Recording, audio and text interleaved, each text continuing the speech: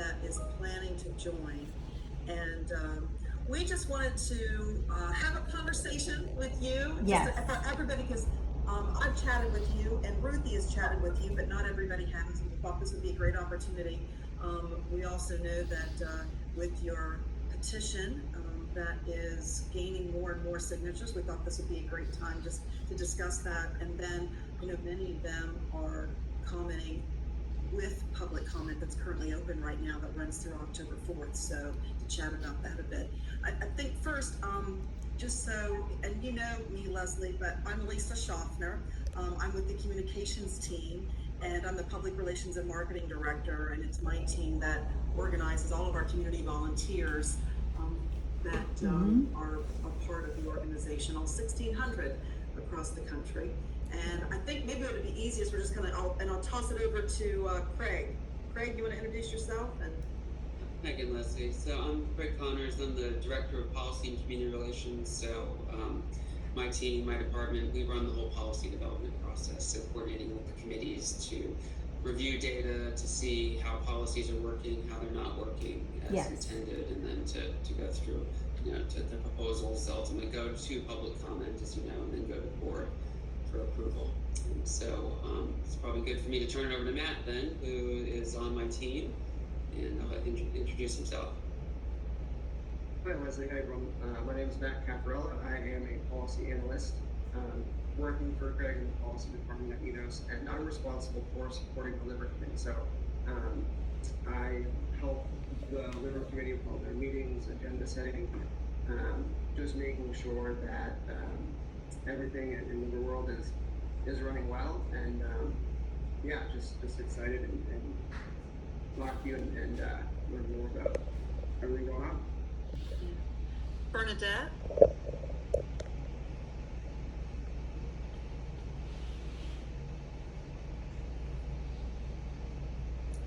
Can't hear you.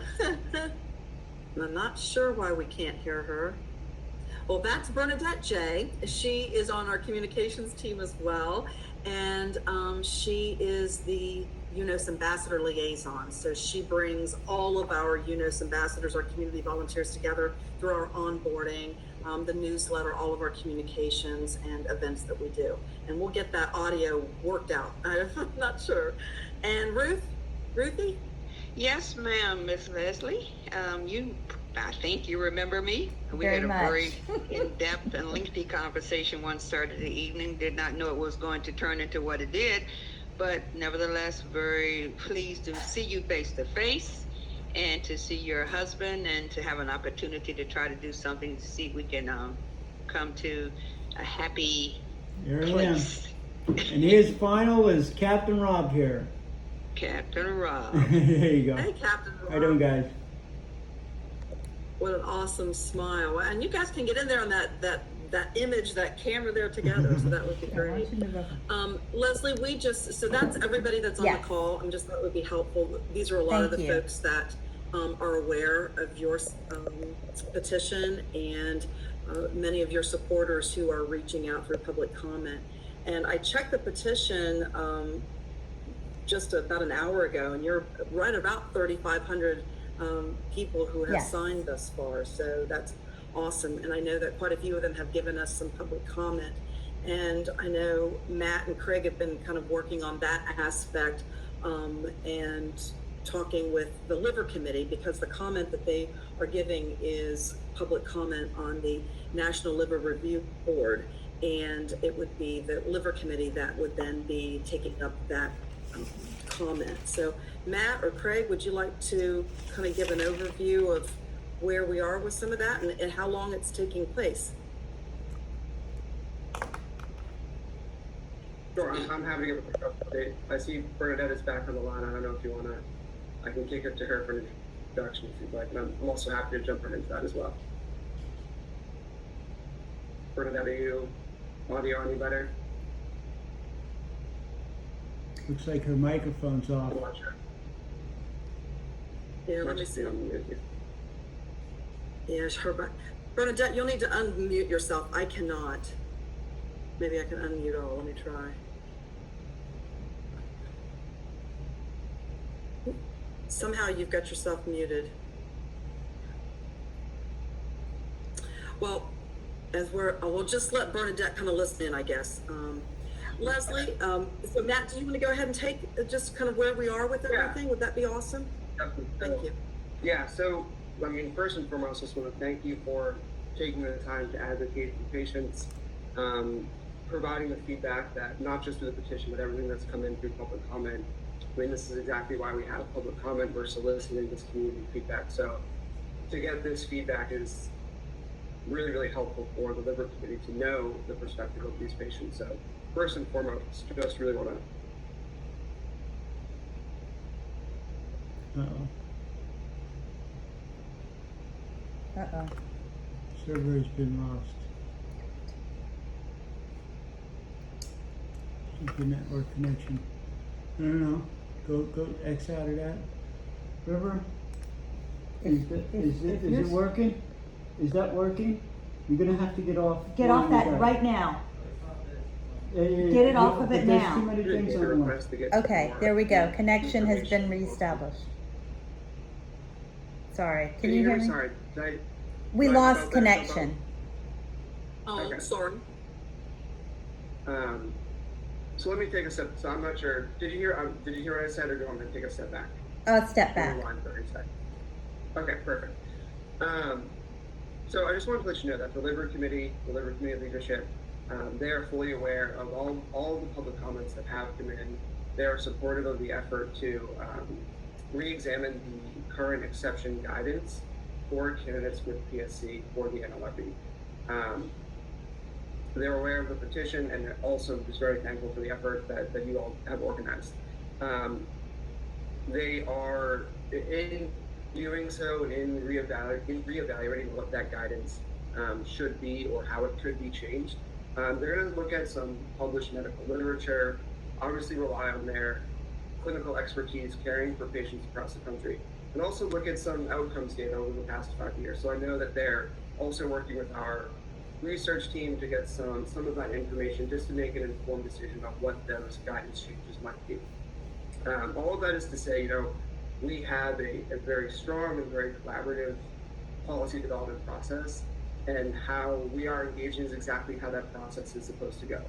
But there's no predetermined outcome to that process. So, we want to stay engaged with your group, but that process, like I said, is going to be informed by medical literature, the opinions and experience of doctors who are on the liver committee from across the country, and all of that data. So they are very aware of everything that's coming in through public comment, very aware of the petition. I know the chair of the liver committee, Dr. Jim Trotter, has reached out to PSC partners just to see where they are on everything going on. I'm not sure if you are connected to them or not. But Yes, I am. Just so you know that we are, okay, great. Going to do all of our due diligence in, following the processes to see if the guidance for candidates with PSC should be updated. And Leslie, do you have any questions, or you said that you're familiar with the organization, you've been working with them? Yeah, let me just thank y'all so much for today and meeting with me. I mean, that alone really speaks volumes. A week ago, I did not understand nearly as much as I do today. 2 months ago, I didn't. I feel like an investigative reporter more than anything. And what I have uncovered, well, I'm uncovering it first for my husband, but now for, people with this particular disease, because they are what we call MELD score compromised, where they can be in a holding pattern for many years. And in Rob's case, his kidneys seem to be fine. And unless he gets, as the new policy reads, and I had a long conversation with our hepatologist from New York yesterday for about 45 minutes. And basically he says there's two things. The new allocation process, which gives livers to larger groups, it's more, it's in some ways, if we were in New York, maybe that might help us a little bit. But now we're in Florida, so now it's not only hurting us on that level, but the exception points that you can ask for are so narrow. There's really that you want a patient to go into a transplant as strong as possible with the best outcome. But if they're having to go in with sepsis, basically, which is what you're asking for, that they have to be hospitalized, I think it's twice within 3 months, or have a carcinoma, cancer, basically you are setting somebody up for failure, because I want him to be as healthy as possible going into this. But he's at a disadvantage because of the score. Now, I understand why the MELD score was created, and it's basically the objective is, you don't want people gaming the system, which is apparently what was being accused in the past, where you don't have qualifying, well, somebody says they're itching, well, how much itching? Do we really know? Or muscle wasting. I mean, you can see from yourself, he's jaundiced, he's muscle wasting. But how do you measure that, What are the metrics to measure suffering? And basically, before, as of now, the medium MELD score minus 3 points would be ideal, but all we want is to look at the person more as an individual, not just as a number. And I understand that you have to take the emotions out of it and so forth, but I don't know how you're measuring suffering. I don't know how you measure length of time right now is no factor. You could be on the list for years. Doesn't matter. A lot of the things that used to matter have been taken away from us. So we're at a disadvantage because we can't even use the old exception points that we used to. Dr. Siegel, who I spoke to, said, why don't you look at it something like give more weight to the bilirubin numbers, which are the liver counts, as opposed to the INR and the creatinine, which are the kidneys. For somebody like him, his liver, when they take his liver out, it's going to be black. It's going to be horrible. But the other thing that bothers me is that people with PSC are encouraged to have living donors. That's a big push now. The problem with living donation is, number one, it's very hard to get somebody to agree to this. We tried, okay, very hard to do that in New York. And you can't pay somebody, obviously, and you're basically asking somebody to risk their life to take 51% of their liver out of their body. And I just got off the phone with the surgeon here at Mayo Clinic, and he described it that the problem with all living donations is that the connections are smaller, the vessels are smaller, so they're more likely to shred. That's a risk, okay, that you're asking PSC patients to take. So not only are they risking because they don't have the high MELD score, so they have their options are go have a living donor. It's very difficult to get a living donor past the evaluation process. Once again, we tried. We had a 32-year-old man who wanted to do it for Rob. Same blood type, same body mass. But he was denied. They wouldn't say why, but it was obvious because he had PTSD from fighting in Iraq. Well, not on medication. He wasn't even on medication. He was not on any medication. He was denied because the transplant center, didn't want to risk, they said, him having recurring PTSD. Mm-hmm. Well, after that that was very defeating. And then there was another woman that came forward, but she was a single mother. And Rob he said, no, I'm not putting a single mother at risk like that. No, I'm not doing it. So now the only way right now that Rob has a chance of getting his transplant, because I just got off the phone, is if we have to accept a hep C liver, which, okay, fine, at this point, we'll accept a hep C liver, and now we're even talking about him accepting a DCD liver, somebody who dies of cardiac problems as opposed to being brain dead. But they don't want to do that for PSC patients because there's bile duct problems. There's a 5% chance that the bile duct could have a problem. So we're so wanting this to happen. It's been 10 months here, 2 years in New York, forget about the fact that we have children and we don't even live where we're supposed to be living. You know, I don't want to give you my sob story. It's not about me. It's about all the people with PSC who are a small percentage of liver disease who just need to feel like that the playing field is leveled off. If you're just going to go by score, you got to make sure that the score is even, because right now it's hurt. This is hurting us. And you know, what metrics do you need is the question. I don't know to make this to change this. What metrics? Can you answer Leslie, that, Craig? And I have to say, being in public relations, I am not the expert in this category, and that's the reason we have a committee that takes a look at this, and they're going to take in account all of the public comments. And what I know that I find with your story is it's not just advocating for your husband, but you're advocating for all PSC, and that's what means, and Yes. that's what the committee understands, and they're going to take a look at it. I mean, to be honest, I know that I know this is grassroots. What I've done is grassroots. I got angry. I got outraged, and I wanted to feel productive. And I'm not angry at any. I felt like if I'm feeling this way, maybe other people out there with the same situation are feeling this way. And I didn't know that 3,400 other people were, and it keeps going and going.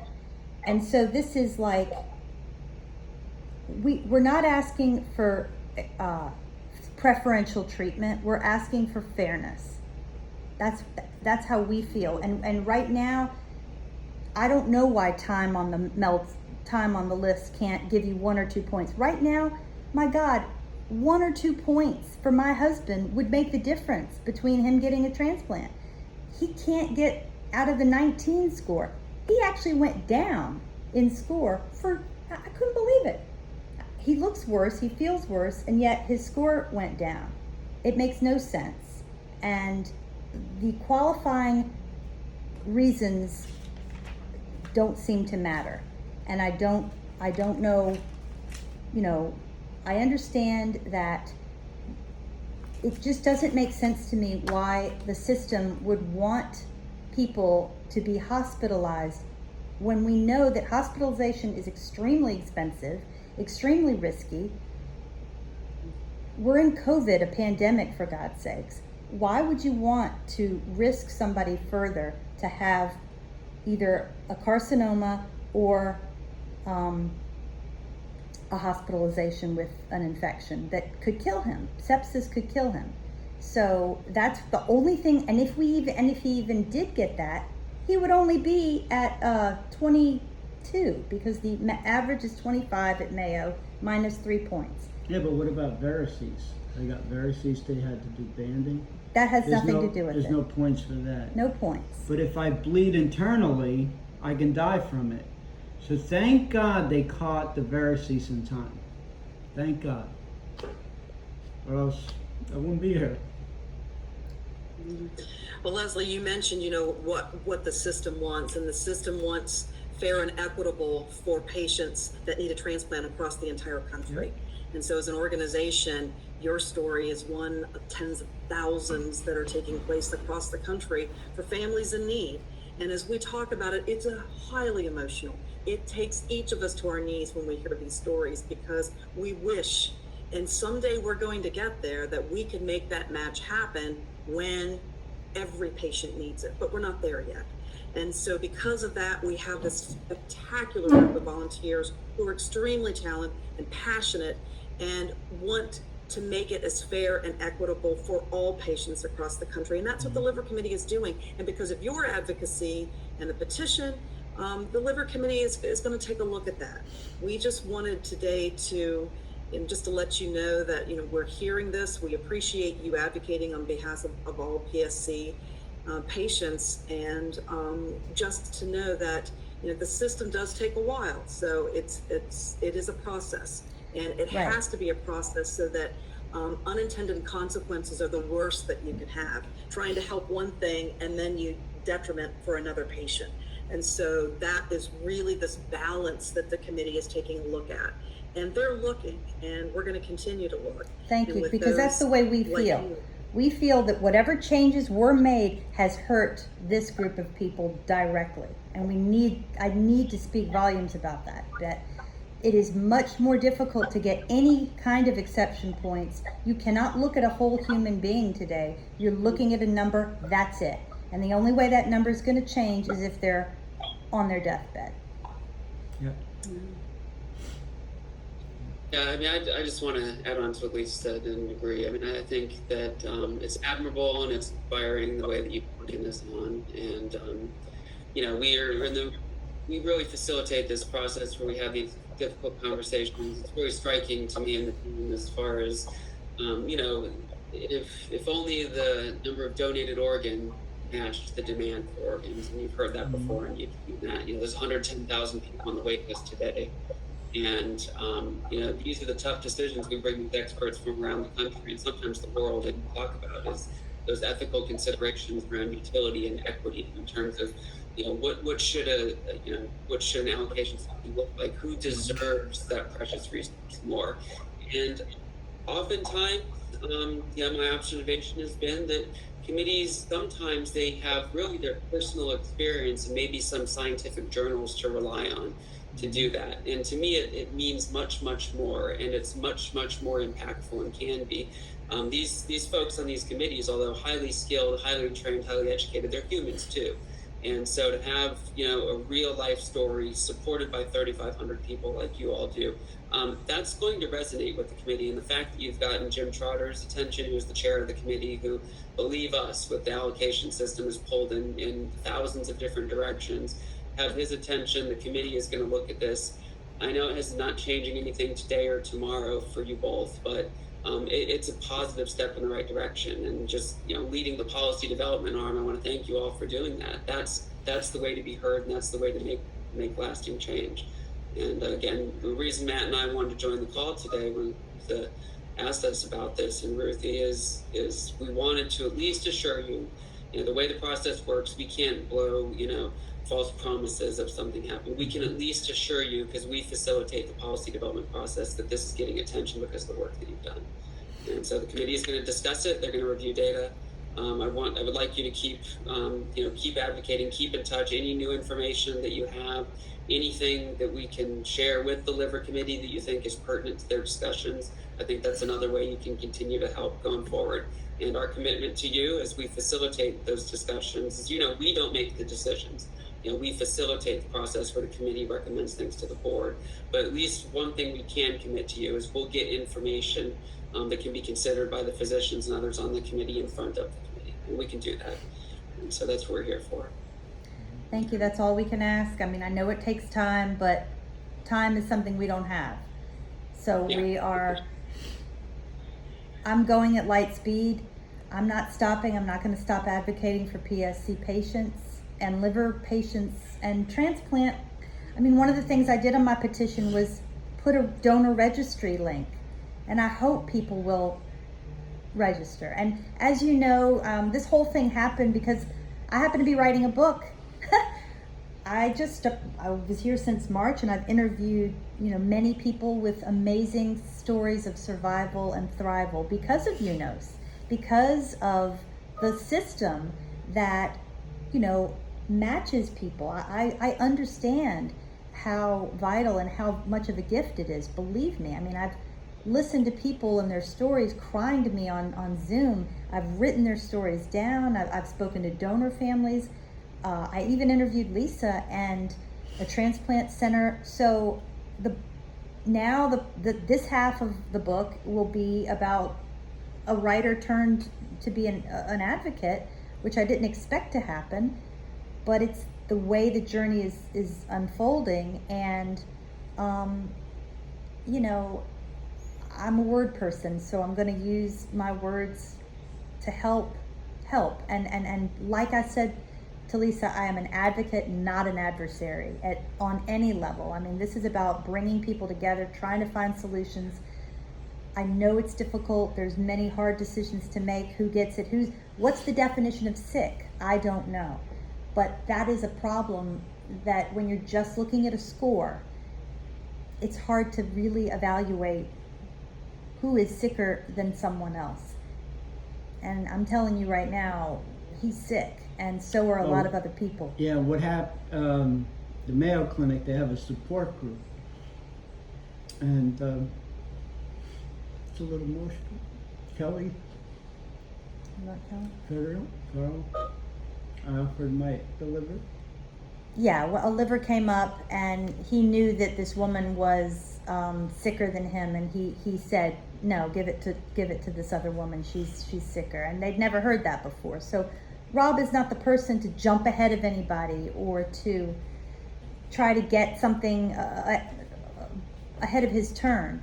But it's sort of like we feel, frankly, like we've been waiting in line patiently at the Disney, ready to go on the ride, and people are coming, with fast passes and ahead of us, and it just feels unfair, and it feels like we're trying to be as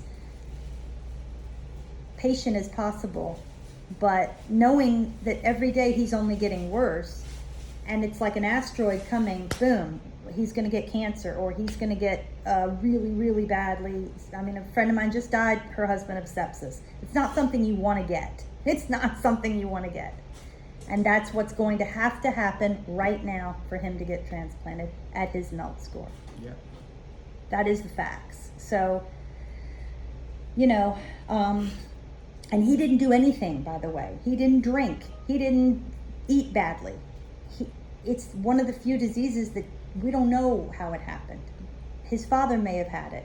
His father died of liver disease, and he had to watch his father bleed to death. It's just, not something that, the fact that we can do transplants, especially deceased donor, which is the best option for him, is a miracle. And obviously I want the best liver for him, and we chose the best possible hospital in the world, the Mayo Clinic, because we knew that that's we only want the best, and we're paying 5 times as much insurance as most people to be able to travel outside of the region. So anyway, thank you for your time. No, Leslie, and thank you for joining us. We just wanted you to know that, we've heard you, we're Yes. listening, we're taking action, but just the reality of it is it does take a while, and we understand the idea of sands in the hourglass, but we are trying as best that we can for all patients as quickly as we can. So we just wanted to show you this and have this conversation with you today. Moving forward, if there's anything that I can do, you've got my number, girl, so feel free to reach out to me. When you say Ruthie. when you say time and policies changing, I mean, right now the policy was enacted in February, this new policy. In order for anything to change realistically, how long would that be? I mean, I can answer that. It depends on the policy change sometimes. I mean, I think what we're talking about really comes down to exception points for certain, the condition, and specifically the guidance that's given to review boards when an exception is requested. And again, it's just to reiterate, we don't make the decisions, but to answer your question directly, when it comes to things like that, guidance to review boards, obviously the committee has to have any recommended changes to guidance couched with as much data as possible, information as possible. But a change like this that we're talking about is not like redesigning the whole allocation system like the policy you're referring to. We call it the acuity circle policy that went into place. That policy will take several years to redo. What we're talking about with you, which is an exception and a guidance, I mean, the committee, it's not outlandish to think the committee could review that, assemble a proposal. We have to take proposals out to public comment, as you know, to receive the comment of the greater public, and then get it approved by the board. It's not unrealistic to think something like that could be done in 6 to 9 months. Again, it's going to come down to the committee's, their priorities, what they're seeing, what they're hearing. Your petition and your public comments are certainly adding volume to that, and that's why I've applauded you for the good thing you're doing. But a 6 to 9 month process in a case like this is not unrealistic. So if I want to give an update to 3,500 people who are waiting for me to do that, what can I tell them? Today, I think you can tell them that due to their advocacy efforts, you've had confirmed firsthand from UNOS that the Liver Committee, which is the committee responsible for proposing changes to policy and guidance, the Liver Committee will have on a meeting agenda in the near future a discussion about this, where those typical discussions, and actually they are open to the public to listen to, those discussions will involve what additional information do they need, what have they seen in their clinical practice, what studies have they heard, the volume of public comments, it'll be a facilitation of a discussion around the public comments that are coming in. They will discuss it within, Matt, I don't know if it's been slated for an agenda yet, but.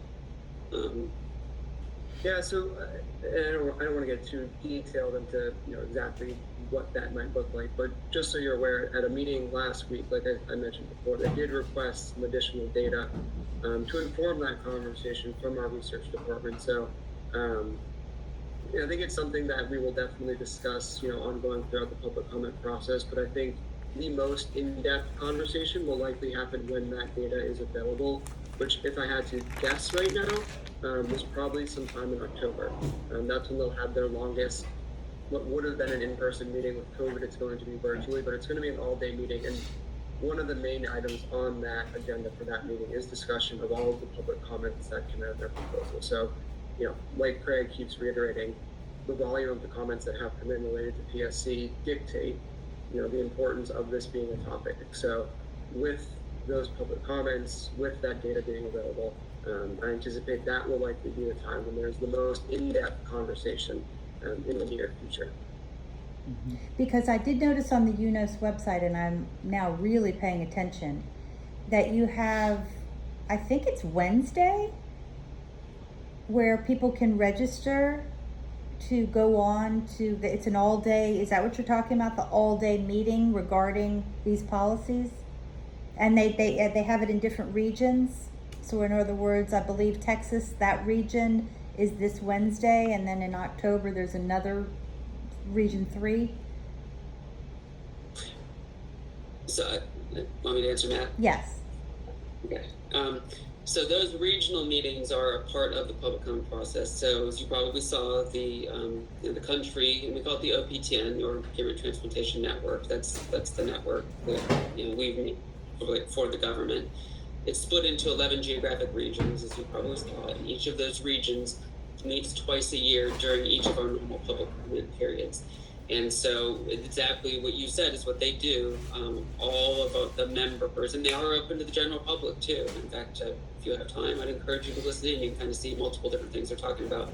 But all of the members in the regions come together to hear about the public comment proposals that are out there and to give feedback. As if you look closely at the agenda, the Liver Committee is actually giving an update during one of the deep dive sessions that are happening in the morning. So if you do nothing else, you could go listen in on the Liver Committee update, and they're going to give a presentation about how the new allocation policy is going, as well as some of the things that they're working on. And we're going to, because this is virtual, we typically do these meetings in person as well. I think one positive thing about the virtual is that it's going to open up the ability to attend to more people, and we're going to have multiple different ways to participate, including a chat in the meeting. And there's another tool we're using called Pigeonhole that you can chat. And anyone should feel free to chat input there. And what our team does as far as facilitating those regional meetings is we bring the comments, not just that we're receiving online, which are really important, but we bring the comments that are received during the regional meetings from members and from the public to the committees. And so the meeting Matt was talking about, the Liver Committee, that's separate. That is actually the committee itself getting together. The 18 people, right, on Liver, Matt? I think I got that right. I think it might be 19 now. 19 people on the Liver Committee coming together to do just what Matt said for a full day in October. They meet typically once a month via teleconference, but those are shorter meetings. The big in-person meeting is always at the conclusion of the public comment period, which ends October 1st, and they come together to...